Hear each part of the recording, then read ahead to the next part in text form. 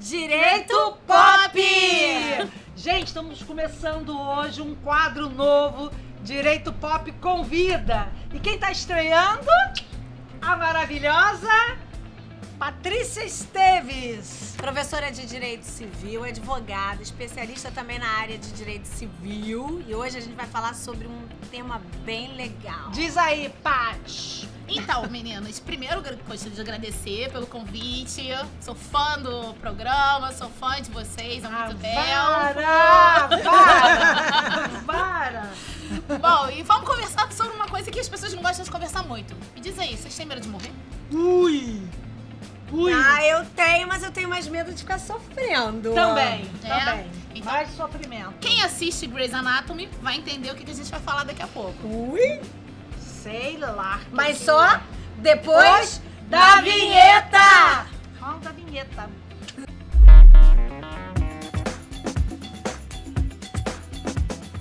Pronto, voltamos. Mas diz aí. Então, a gente vai falar sobre um tema que se chama testamento vital. Oi? É. Enfim, algumas pessoas não gostam dessa nomenclatura testamento e eu explico mais adiante por que não gostam. Mas pra vocês entenderem, o que é testamento vital? É um documento que você pode fazer no momento que você tá bem, que não tem nenhum tipo de doença, que você tá em gozo de plenas faculdades mentais e você estabelece a que tratamentos você quer ou não se submeter em caso de terminalidade. Fase terminal de uma doença. Isso. Para você ser detectado como fase de terminalidade, precisa ser diagnosticado por 2 médicos que aquela sua situação não tem possibilidade de recuperação. Não tem chance de Não cura. tem chance de cura. Você vai ser apenas mantido ali pelos aparelhos para você. É o que a gente chama de distanásia, né? É a morte adiada. É quando a pessoa fica só sendo mantida através de aparelhos. Esticar a corda. Esticar a corda. Posso fazer uma Exatamente. perguntinha? Pode. Oh, obrigada. Então, olha só. Para eu poder utilizar esse testamento vital, Sim. eu tenho que ter a declaração, no mínimo de 2 médicos, que não tem possibilidade já de recuperação. recuperação. Se Tá. um médico for contraditório, um disser que você não tem chance de recuperação e o outro disser que você tem chance de recuperação, a utilização do testamento vital não pode existir. Ok. Entendeu? E Interessante. esse testamento vital, na verdade, é para tirar a responsabilidade do médico. Então ele não vai ser considerado culpado por não ter aplicado determinado tratamento em você. Entendi. E é uma maneira de deixar a pessoa morrer naturalmente. É horrível ficar falando de tema de morte, mas infelizmente faz parte da vida. parte da vida. É uma situação brasileiro natural. não gosta de falar de tema de Ninguém morte, gosta de não. falar de morte. A gente escuta assim, não fala não que isso atrai. Mas tem que falar, gente. Tem que falar, tem que Vai saber. acontecer. É. Sinto muito. Sinto né? muito. Em algum momento. Pode Não. perguntar também? Claro. Mas isso aí, você fazer um documento, então, pra dizer, eu não quero me submeter a esse tratamento, isso não seria aquilo que o Brasil criminaliza ou não aceita, chamado de eutanásia? Então, não é. Deixa eu te explicar. Existem 3 situações. A situação da eutanásia, a situação da distanásia e a situação da ortotanásia. Ô, um monte de Calminha. tanásia! Tanásia é dessa, né? Quer dizer, tanásia já é a M, é a morte. Tanásia, literalmente é a morte. Creu.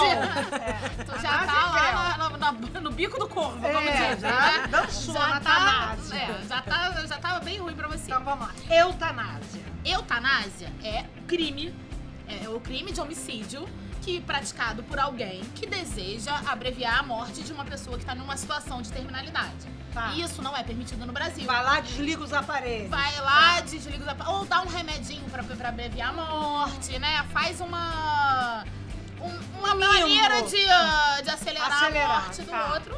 Muitas vezes até pra evitar sofrimento. E Inclusive, não importa a justificativa. não importa a justificativa. É tem crime, tem até atenuante lá do direito penal, isso a gente deixa lá pro povo do Mas direito penal decidir. joga pra frente. Mas dentro não é permitido. A Isso. eutanásia não é. Aqui Ok. no Brasil, Aqui no Brasil não é permitido. Ok. A distanásia é quando a pessoa é mantida através de aparelhos. tem esse diagnóstico de 2 médicos dizendo que não tem possibilidade de recuperação, mas você faz o seguinte, coloca a pessoa lá, se é pra se alimentar artificialmente, respirar artificialmente. Fica esticando a corda. Fica esticando a corda. O sujeito tá lá, não vai sobreviver normalmente, mas você fica adiando tudo a morte ligado com os aparelhos, Tá. tá? E você tem a possibilidade da ortotanásia. Ortotanásia. O que é a ortotanásia? É a morte natural. A morte natural, ela é permitida. É a única coisa é que o sujeito não vai ser submetido a esses tratamentos que por muitas vezes eles são considerados desumanos, né? Você coloca a pessoa lá pra Toda ficar entubada, toda né? entubada, fica às vezes anos, né? Exato, Respirando artificialmente, se exato. alimentando por sonda. Isso. E a ortotanásia, ela vai apenas dar cuidados paliativos. Fazer com que aquela pessoa não sofra. Certo, dá uma morfina. Dá um remédio pra não quando sentir chegar dor, a hora dela, né? E quando chegar a hora dela, ela vai. Entendi. Entendeu? E esse testamento vital, ele vai possibilitar essa ortotanásia. Então, esse documento que a gente tá chamando de testamento vital, porque eu gosto mais desse nome, e alguns doutrinadores também, tá? O pessoal que é do direito vai entender que testamento vital não é nem a nomenclatura apropriada, porque testamento produz efeitos após a morte do sujeito. Então, muitos puristas não gostam dessa nomenclatura. Eu prefiro. Porque eu esse acho é um documento que vai produzir efeito enquanto a pessoa ainda está viva. ainda está viva, Doente, ainda né? está doente. E nós né? já falamos qual é o nome técnico? Não, mas Fala só pra quem algumas for aquele pessoas- de plantão que quer. sim. A gente vai dar o nome técnico. São as diretivas de antecipação de vontade. Diretivas de antecipação de vontade. É melhor testamento vital. Eu gosto É. de testamento vital, É. um nome mais fofo, né? É. A situação já é horrível. Já é, não tem. Pelo menos o nome É, a gente trata de uma é. maneira mais fofa. TV. É, testamento vital. testamento É, vital. tá encaçadinho. E aí, o que acontece? Que você pode fazer num momento anterior, decidindo, né, que tratamento você quer se submeter, ou então você pode indicar uma pessoa. Essa Ah, eu que acho legal! E aí, você tá... Por que é diretiva de antecipação de vontade? Você tá dizendo que aquela pessoa, naquele momento, ela vai ser o seu representante. É como se você estivesse passando uma procuração hoje, que vai produzir efeitos posterior. Naquele momento que você não pode mais se manifestar. Você elege aquela pessoa. Elege aquela pessoa Pra pra conduzir conduzir a a situação. Ela vai chegar pro seu médico, vai falar, olha só, ela não queria ser submetida a esse tratamento, tá aqui o testamento vital, eu ficava Certo. decidida. Mesmo porque a medicina evolui muito. Claro. Hoje, eu faço um testamento dizendo que eu não quero ser submetida a determinado tratamento.